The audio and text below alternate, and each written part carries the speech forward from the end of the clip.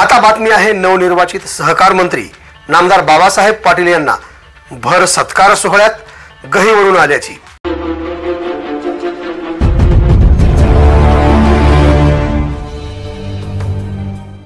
नुकताच मंत्रिमंडळाचा विस्तार झाला आणि खातेही वाटप झाले।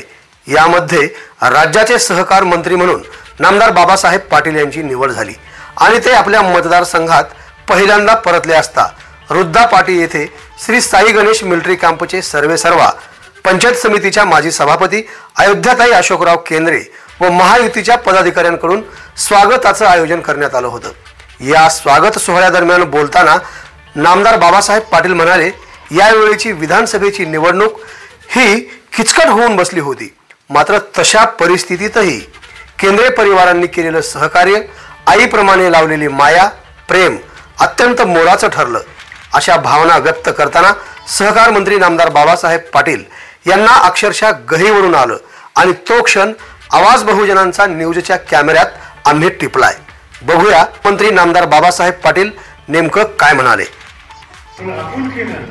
एखादी मुलगी गावात आल्यावर आई तिला जीव घालते, घरी भात वरण आणि भाकरच असेल पण जे आपुलकीनं घालते त्या पद्धतीनं केल्याबद्दल मी त्यांचे आभार मानतो।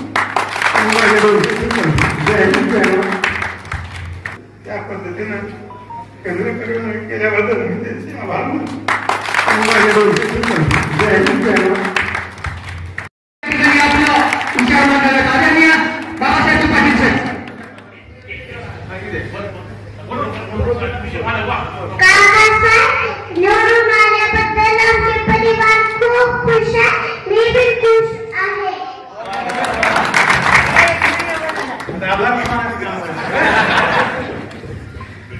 आज मित्रांनो,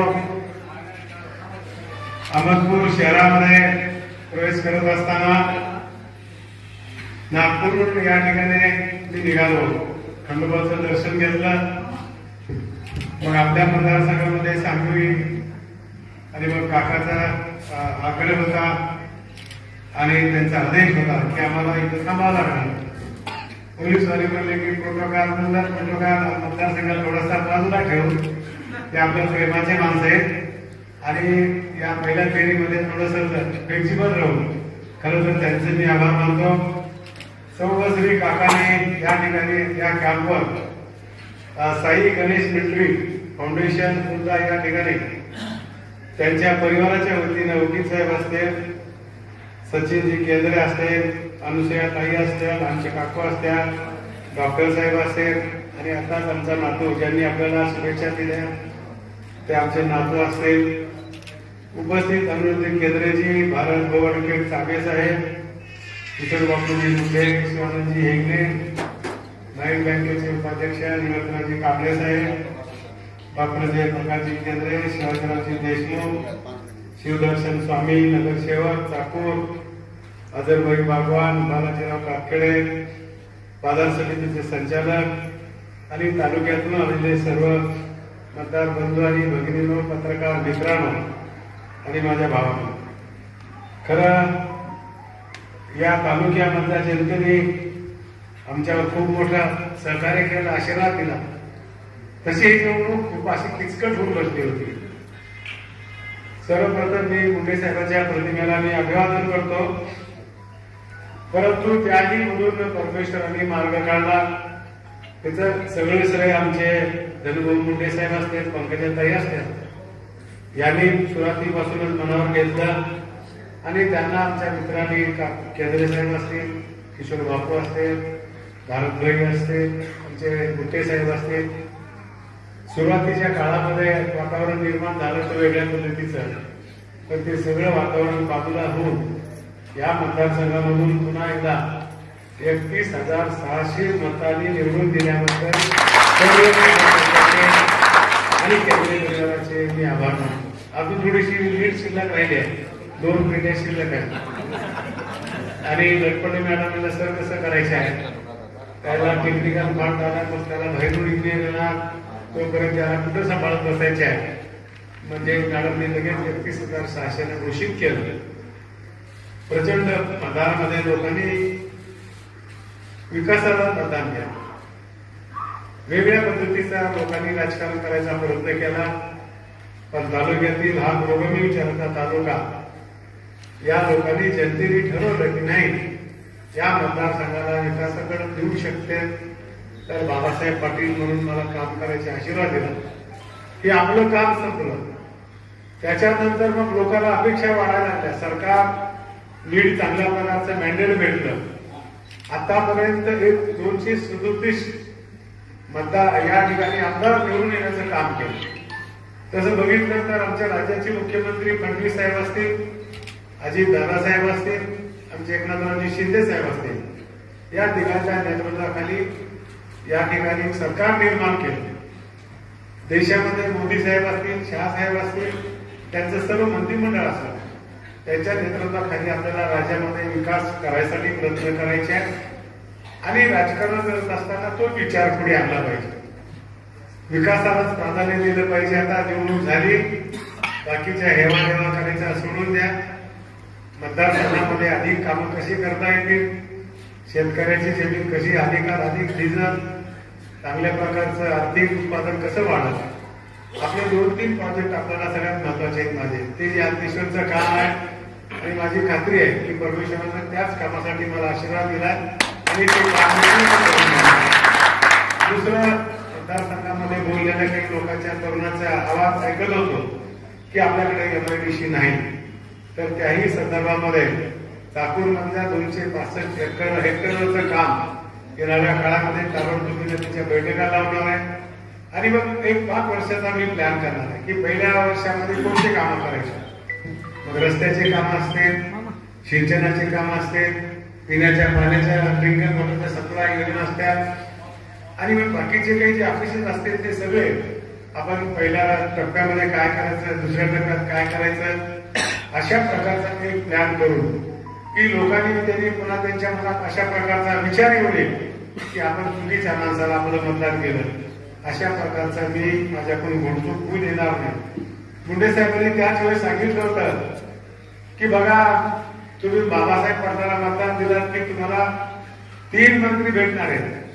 आणि खरंच त्यांनी म्हणल्याप्रमाणे मला मतदान केला, मुंडे साहेब मंत्री झाले, तिकडं पंकजाताई मुंडे आमच्या भगिनी पुन्हा मंत्री झाल्या. ताईला बोललो, ताई तुम्ही आवाज पण अजून 10,000 वाढलेच असते. ते मला बकरा झाले की म्हणजे आपल्याला एवढंच ठीक आहे. पण ह्या सगळ्या लोकांनी आपल्याला आशीर्वाद दिला. आपण चांगलं काम करून कसल्याही प्रकारचा संकोच करायचा नाही. त्याचबरोबर भारतीय जनता पक्षाच्या कार्यकर्त्यांनी या ठिकाणी निश्चितपणे काम केलं, संघाच्या लोकांनी केलं. मतदारसंघामध्ये वातावरण अशा प्रकारचं निर्माण केलं की मुस्लिम समाज आपल्यासोबत नाही, पण या मतदारसंघातल्या मुस्लिम बांधवांनी प्रमुख त्या लोकांनी काही लोकांनी त्याची नावं घेणं दिसत नाही. त्यांनी खूप मोठा प्रयत्न करून या ठिकाणी आम्ही तुमच्या पाठीमागे आहोत हे मतदानामध्ये सिद्ध करून दाखवलं. मराठा समाजातलं वातावरण वेगळंच झालं होतं. म्हणजे माझी परिस्थिती अशी कधी घरगाना काढतात, मग ते त्या वेगळ्या पद्धतीने त्या लोकांना डायव्हर्ट करायचाही प्रयत्न केला. पण मतदारसंघाचा हा मराठा समाज अतिशय जागरूक आहे. राजकीय शासन जे म्हणतो ते या मतदारसंघातल्या सर्व मतदाराकडे आहे. कुणाला मतदान करावं, आपलं मतदान वाटोळ होणार नाही याची खबरदारी मराठा समाजाने देखील घेतली आणि मग बाकीच्या लोकांना बाजूला सारले. या ठिकाणी मला आशीर्वाद दिला, त्यांचेही आभार मानतो. जातीचं सगळे नाव घेत कशावर वेळ लागला म्हणून ठराविक लोकांचे नाव घेतलं. सगळ्या जातीच्या लोकांनी, मग दलित असतील, आमचे बंजारा समाज असतील, वंजारा, लिंगायत, कोमटी, ब्राह्मण, म्हणजे सगळ्या जेवढ्या काही जाती आहेत. आणि त्याच्यापेक्षा आमच्या कर्मचारी वर्गाने खूप मोठी साथ दिली. सगळ्या डिपार्टमेंटच्या कर्मचाऱ्याला असं वाटत होतं की हीच माणसं सत्तेत यावं, कारण आपले कर्तव्य की त्यांना देखील सोबत घेऊन आपण काम करू शकत नाही. कारण त्यांच्या सहकार्याशिवाय आपलं काम होऊ शकत नाही. एखादी काम नाही झालं तर कुणावर नाराज व्हायचं कारण नसतंय. चूक झाली तर आपण समजून सांगू. अधिकाऱ्यांनी देखील खूप मला सहकार्य केलं म्हणून त्यांचंही. आणि पुन्हा एवढंच नुसतं निवडून आणलं नाही सहकार्य, तर बहुमान केला, सत्कार केला. आणि ते 3 स्तंभ मला दिलाय की 4 सिंहाचा या ठिकाणी मला जी भेट वस्तू दिली आहे. खरं काकूचे आभार मानतो, मॅडम येणार होत्या, आज काही गर्दीत येत नाही म्हणल्या. मग आमची सुनबाई आणि येऊन काकूचंही या ठिकाणी आणि सर्व या कुटुंबाचं, मी उमेदवार आहे असं वाटतच नव्हतं. ही सगळीच माणसं स्वतः उमेदवार. बापूची तब्येत बिघडली, भारतबाईची तब्येत अशी तशीच होती, रंभाबाबाची अशीच होती, पण ही यंत्रणा हत्याशा बाकीची हलणार नव्हती. त्यांनी कसल्याही प्रकारचा संकोच केला नाही.